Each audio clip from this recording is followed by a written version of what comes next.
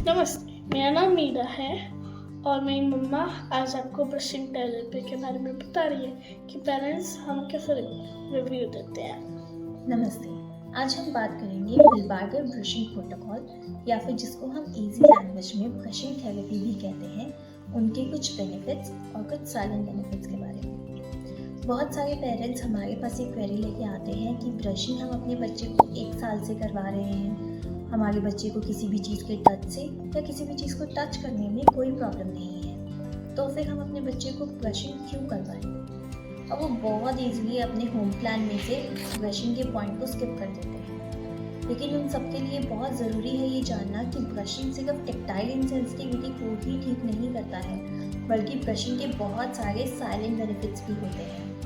तो अगर आपके थेरेपिस्ट ने आपके होम प्लान में ब्रशिंग को बार बार एडवाइस किया है, तो आप सबके लिए बहुत ज़रूरी है उसके साइलेंट बेनिफिट्स को समझ लेना, जिसमें सबसे पहले है वो आपके बच्चे के ट्रांजिशनल एबिलिटीज़ को इंक्रीज करता है। फॉर एग्जाम्पल, बहुत सारे बच्चे होते हैं जो एक रूम से दूसरे रूम में जाने में रोते हैं, एक एक्टिविटी से दूसरी एक्टिविटी में शिफ्ट होने में उनको दिक्कत आती है।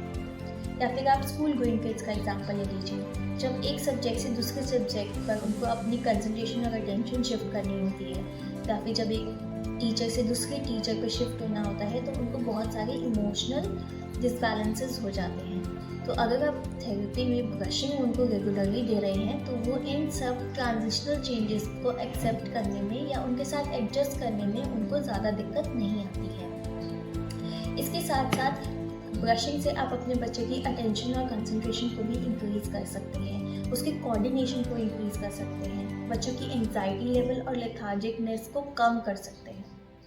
तो अगर आप अपने बच्चे को ब्रशिंग थेरेपी दे रहे हैं, आई वुड एडवाइस कि आप उसको एक लॉन्ग ड्यूरेशन तक कंटिन्यू रखिए। और अगर आप ब्रशिंग रोकते हैं या उसमें कोई भी चेंज करते हैं उसके रूटीन में, तो उससे पहले अपने थेरेपिस्ट से कंसल्ट ज़रूर कीजिए, क्योंकि ब्रशिंग सिर्फ टेक्टाइल इंसेंसिटिविटी नहीं, बल्कि हमारी ग्रोथ में बहुत सारे एरियाज़ को इम्पैक्ट और मॉड्यूलेट करता है, जैसे emotional area, transitional area, tactile insensitivity, coordination area. अगर आपको कोई भी क्वेश्चन या क्वेरी है रिगार्डिंग ब्रशिंग, तो आप हमें कमेंट बॉक्स में लिख सकते हैं। We would be very happy to help you. Thank you.